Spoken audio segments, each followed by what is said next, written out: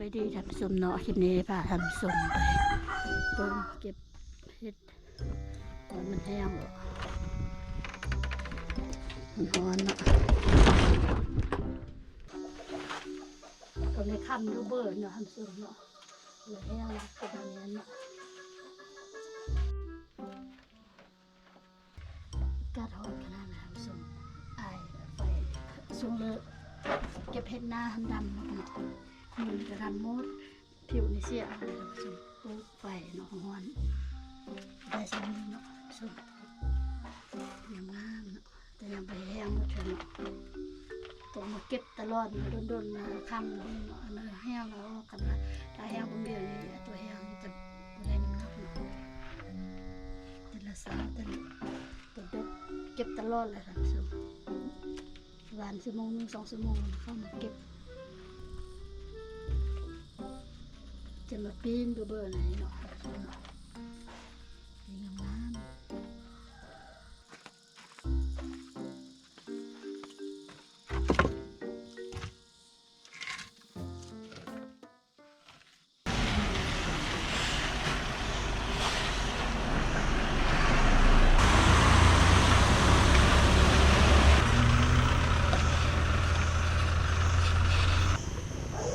ตกขังเพื่อนมาส่งที่บวกล้านนะ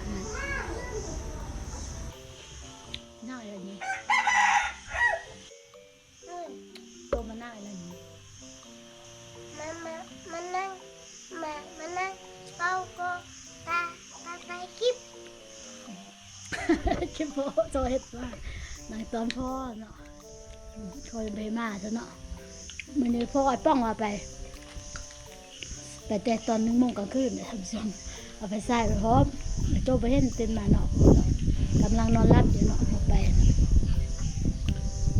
ปันนี้ยังบ่มาเถอะฝนตกเนาะเงินเป็นบางบ่วงตกอีกใช่บ่ แล้ว สวยเนาะมันเป็นทรงหมู เข้มก็เข้ม มันไม่เลย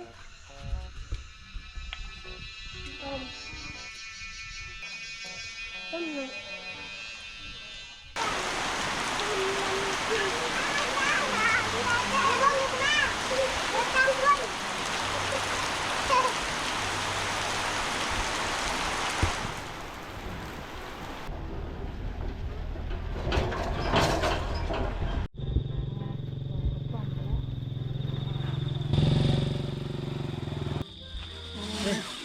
กระนอง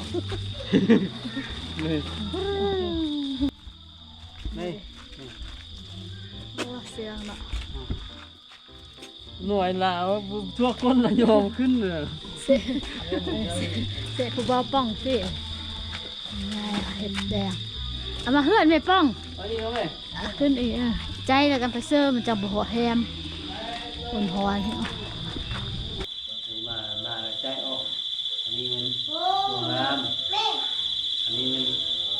ตัวแก่มีตัวอ้นนะตัวธรรมดา เสื้อกะยักแตะอีกเนาะแตะเสื้อทางเทิงสุดตรงนั้นไปจังโมงคืน 2 โมง 1 โมงคืน1 โมงคืน ดิน1 โมงไป2 โมง พอถึง2 โมง แล้วนั่นธรรมท่านไปมีคนไปทำละเพื่ออะไร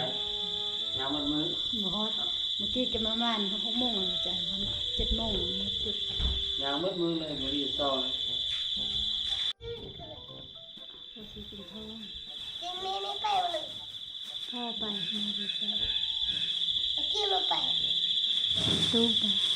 มันหน้าเนาะสร้างเต็มน้ำกันเองก็ได้ไอ้ตู้เนาะนั่นแหละมันหน้าค่ะแต่งผู้ป้องเลยอยากเข้ากินนมกันเนาะต้องแต่งกินเหรอ แจ้งกิน กันเดียวบนหน้าอันนี้ตาหนึ่งย่องก็เฮ็ดไปเสิร์ฟอกไอ้ปอไปจิตใจยังไม่ย่องไปเบิ่งเฮ็ดอบเมื่อวานเนาะแห้งไปเก็บเห็ด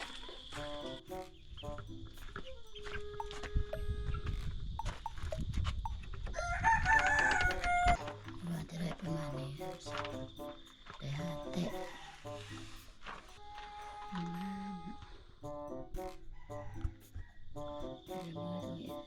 เฮ็ดนี่แหละเนาะเรียกเฮ็ดเรื่อยๆแล้วเปลี่ยนเฮ็ดเก็บไปเมื่อล่ะ เกี่ยวไปซอเฮ็ด มือคือไปใส่แท้ นะเมื่อย นอนบ่อยากตื่นแล้ว ไป2-3มื้อล่างไปเลิกเอง บ่ได้นอนเนาะ ไป เลิกก่อน1 โมง นอนน้อย1 ชั่วโมงเอาเจอ FC จะชวนเจอว่าเฮ็ดในตอนมานะไปเฮ็ดตอนไปซอกทีนี้จะพาทำส้มไปเบิ่งว่าอยู่กับป้ามีอะไรเกิดขึ้นอยู่ป้านะจะมีคนบ่หรือว่าจะมีเพิ่นซอกอะไรเฮ็ดได้มาเรื่อยๆเฮ็ดนะจะฮู้เนาะติดตามเอาส้มเด้อตามยาวๆเลยคิดดีเดี๋ยวนี้พักโรงเรียนแล้วเซ็งแล้ว ซ้ำที่ซอกเนาะ ซ้ำไปอันนี้ บ่ฮอดเปลี่ยนชีพมื้อเนาะ เอาละ บ่ได้นอนเปลี่ยนชีพเด้ ไปโรงเรียนเด้ กระลองก็นะ บอกเข้าสิเด้ น้อย ได้สมน้ำว่าสบายเจอไอ้ปองไข่คือหลานสมไอ้ปองไข่เสียเยอะไอ้ปองไปซ่องเงินก็สม ยังพอท่านไปเลยนักตอนนี้เลย7 โล 7 โล 7 โล7 โล7 โลไปเด็ก ใครรู้เรื่อง เออ ใคร ไอ้ปองไข่นี่ไอ้ตัว ใครผมคือว่าลูกโตนี่ใครรู้ไว้นี่ ไอ้เหลือเข้าไปได้ เขาไปเข้าเขาไปที่ สี่ป้าหันเราก็จะไปเอาบ้านพ่อสี่เขาเนี่ยบ่แม่นเขาซอย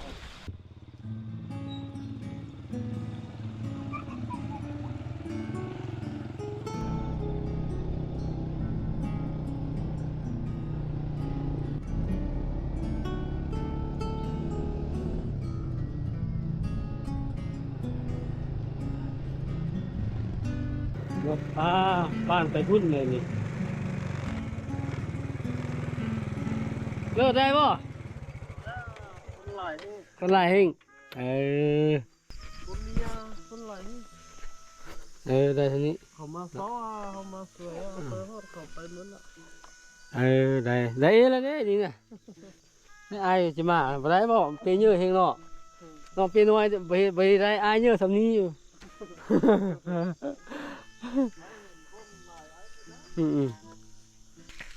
กล่องอยู่ลาบ่มีเงินเนาะไปซอกก็เลยก็บ่ได้เงินซอกยากซอกเฮ็ดซะบ่เฮ็ดเท่าก็มาได้บ่ บ่ได้ ได้อยู่บ้านเลย บ้าน ผู้หญิงมาใกล้เนาะได้หลายบ่ได้น้อยเนาะได้น้อยบ่ได้หลาย เป็นได้หลายบ่ได้น้อยคนมาหลายทำผสม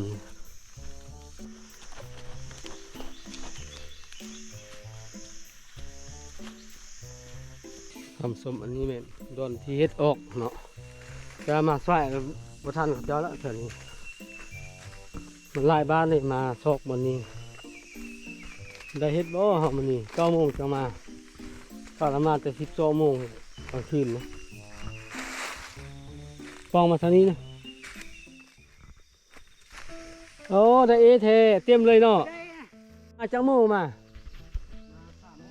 3 โมงอาจารย์มา9 โมงเปิดแล้วบ่เนาะ เลือกเจ้าได้บ่บ่ได้โอ้บ่ได้อยู่ภาษาไทย2 อายพุ่นน่ะขี้จิเป็นมาติดดึกอันนี้น่ะ เอามาเบิ่งเป้เฮาดูเฮมีสิล่ะเป้เขาเต็มแล้วมา3 โมงภาษา2 ต่อพุ่นเอาหมดแล้วบ่มีแล้วเนาะเฮ็ดออ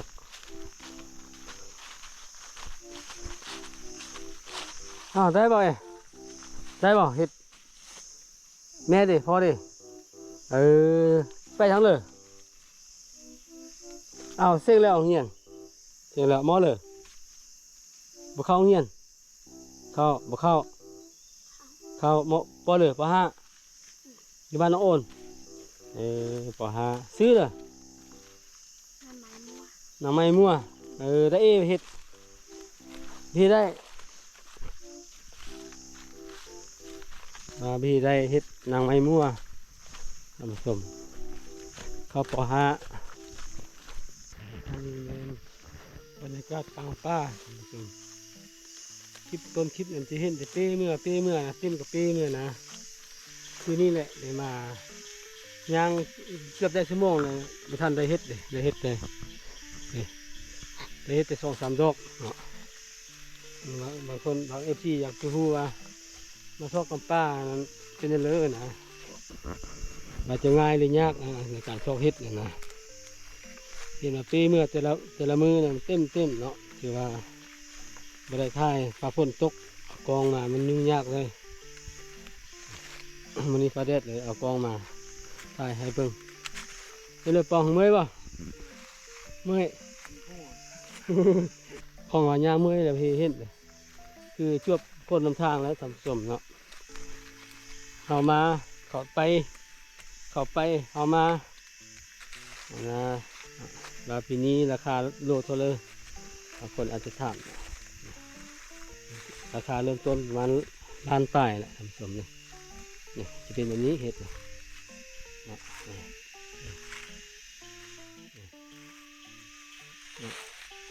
ย่างมาจนว่าเมื่อยหักเห็นเห็ด1 2 3เนี่ย3 ดอกตัวนี้อย่างน้อยๆยามันตัวนี้นะผู้สั้นนี่แหละขึ้นลงทำผสมให้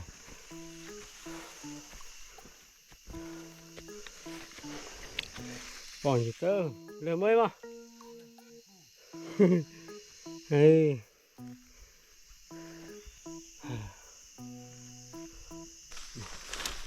บ่อนหนึงมีดอกหนึงเฮ้ย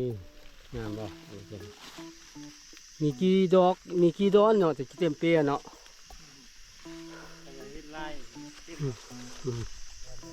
หามาซาบางคนนี่เขาจ้องเลยกี่ดินนี่นะนะครับจะออกมันจะงามนี่มีขนมกินนี่มีน้ำดื่มมีข้าวทางมีหลายเลยนี่มาเท่านี้ไปนี่เด้ทางนะแล้วไปนี่เด้ย่างมาเลยนึงไปนี่เด้เอาปองไปทางเลยพูดเลยปองมาพูดเลยเนาะไปทางนี้ลองมั้งเนาะทางส่วนไปทางอันพูดทางไปไม่เห็นเลยเห็นแต่ป่าไม้นั่นนี่เนี่ยคือเดียวมัดป่าไม้นี่ไปทางนี้ไปทางนี้ไปนี่เด้ทางไปบนนี้เด้นะมาแล้วนึงแล้วไปนี่เด้ไปทางนี้มาทางนี้ไปนี่ที่ขับจะไปทางเลยก็ได้เนี่ยทางนี้ก็ได้ก็มีทางมัดไปทางนี้ก็มีทางมาทางนี้ไปนี่เด้ไปนี้อีกไปนี้ขึ้นไปนั้นลงไปนั้นงงเลยเด้อทำสมเด้อไปเห็นว่าตีเฮ็ดเมื่อแต่ละมือน่ะนะมีทางกับทางบอกนี้ทางไปนี้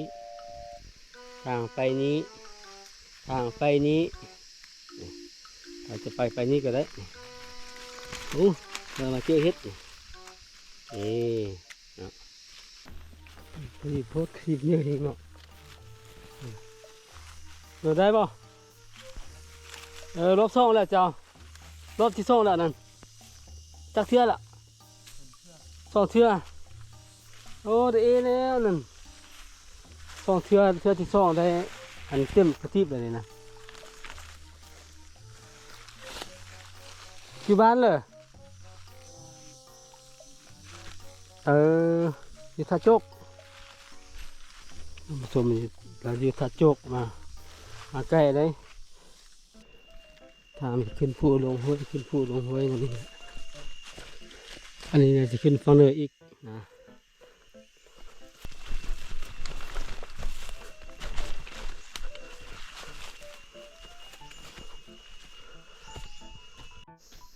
วันนี้มันเริ่มขึ้นภูอีกอันนี้นะ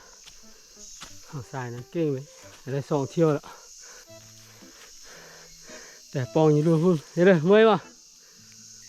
กระเปเยอะแห่งตี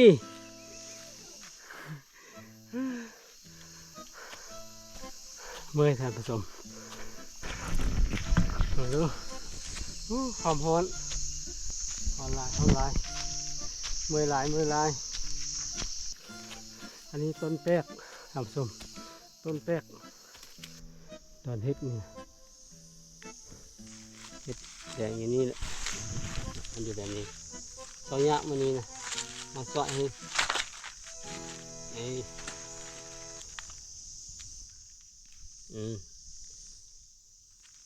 อย่างน้อยเนาะตัวเยอะเข้ามาซ้อมมดแล้วเนาะไปจะเด็กความเองคอยเหยียบเลยเนาะเหยียบหน่อยเองอันนี้ทำส้มเก็บบอลเล็กบอลน้อยไปก่อนจะเต็มเปนี่แต่ละมือนี่ก็เป็นธรรมดาต้องลงมาซอกด้วยบางมือก็ซอกยากอันนี้บางมือก็ไปแล้วได้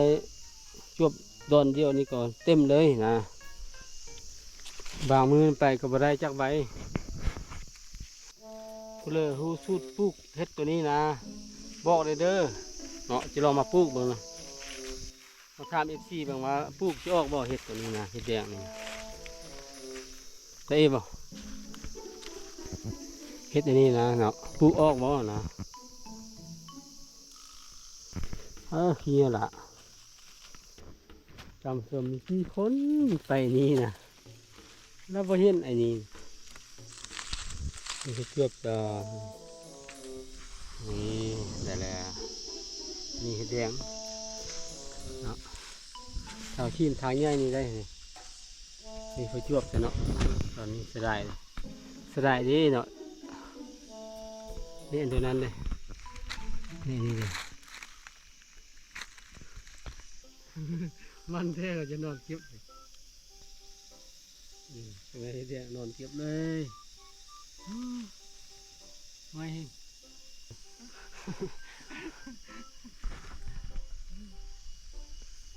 อันนี้มันวิธีเขาเผาถ่านแบบพื้นบ้านเนี่ยจัดเป็นต้นเลยเผาป้องเขาเผาอยู่เทิงนี่มั้ยจังลงบ่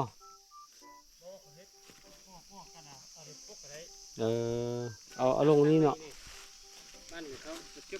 อันนี้ลงเนาะเดี๋ยวพอแล้วเริ่มแบบนี้ไม่มดแล้วเขาเอาโซ่ขี้ดินท่มเลยอันนี้มันต่อเผาถ่านบ้านนอกทำผสม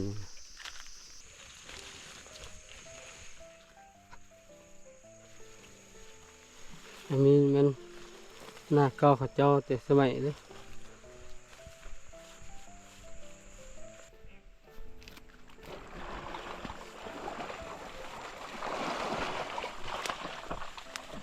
คอยละ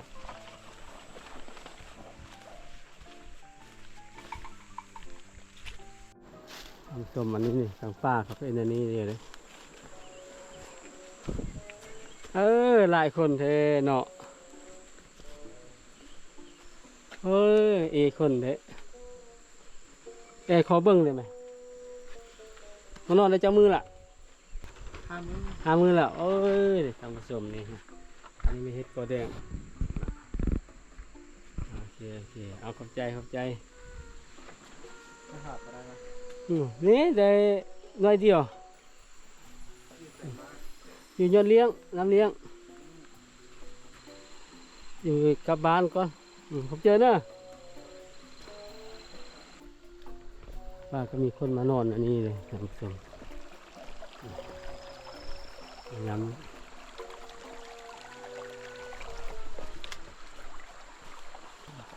แต่ว่ายังมีบ่อนั้นอีกบ่อหนึ่งนี่เลยกาแฟเนาะทำส้มรู้สึกได้เลยกาแฟบ่อนี้อันเยอะเองที่กาแฟนี่ประมาณนั้นเอาไปลองไปก้อนดูพี่ลึกขนาดนี้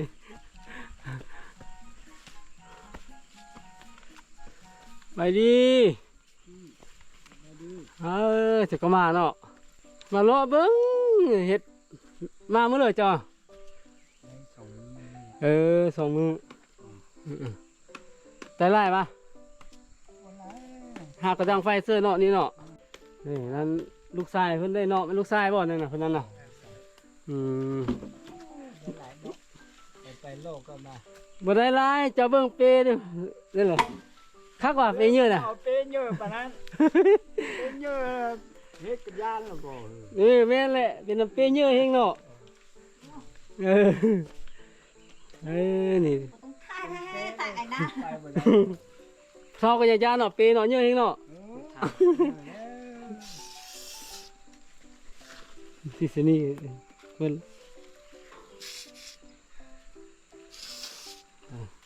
เปเยอะเฮงไปเถอะเฮ็ดพายหมดแล้วทำไมนี่ตัดนี่เสนี่ทำสมนี่มาได้2 มือแล้วได้จักโลแล้วตัวแห้งจันน่ะ ลาย ไล่แล้วถ้าแต่ราคาเป็นขายเลยเนาะ ทีนี้เราทานราคาอยู่ ราคาเลยมื้อเลยจิเมื่อจังสิขาย นะไปต่อสู้ต่อไป ส่งไฟดับเนาะเก็บเห็ดเตาไฟดับแล้วส่งมาบอสดีแล้วประมาณ1 โมงประมาณเก็บบ่ได้ระดับเป็นห่วงสิไปส่งกันเฮ็ดที่เฮือนมั่วเฮ็ดที่เฮือนตัวไม่นอนล่ะเป็นกองแม่เนาะส่งเชื่อก็เลยก็เซก็ติดตามช่วยเป็นใจให้การอีกคลิปต่อไปเนาะทำเวลาเนาะเราบนน้อยเรื่องในร้านมันขึ้นเจอให้เก็บออกมาแล้วมือ2 มือแต่ละมือแล้วอะไรเนาะโดนพวกมาส้นไฟใส่นี่3 โมง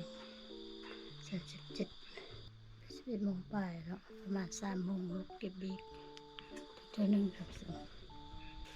ส่วนตัวเสียเนาะหัวเขาไปเสาเห็ด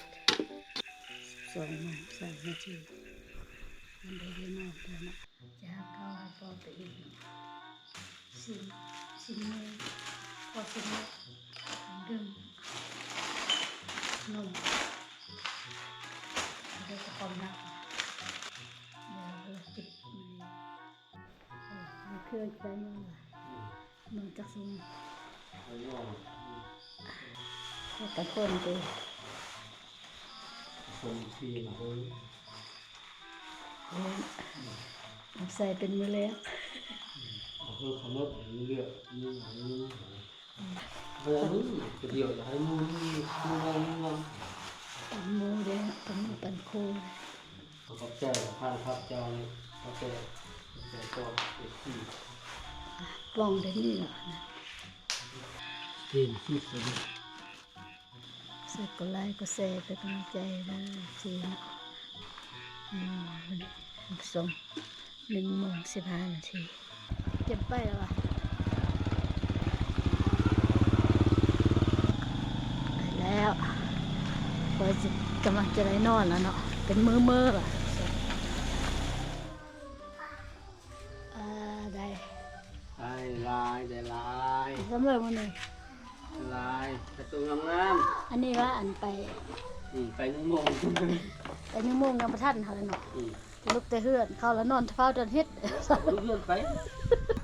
ถ้าป้องบ่เคยจ้องนอนเนาะคักบ่ป้องบ่ใกล้ติเป็นมือขาเขาลอยเลย เล่นเลยนะเนาะเว้ยเด้อป้องนี่จะท่าว่าเล่นนำก้นด้วย คือซัดไปฮอดเลยไปหรอกไปฮอดแล้วไปหรอก มันจะเป็น Tao sắp được tin nha mẹ ได้ทำนี่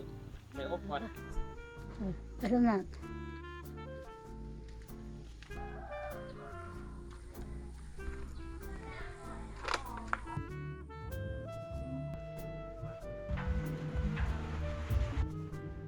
ฮ้อนบ่เปล่า ห้องมัน โป๊กเลย โอ้มาเฮ็ดน้ำหัวมันได้อันนี้เกิดสำเร็จแล้วเนาะตาอันเฮ็ดได้ยัง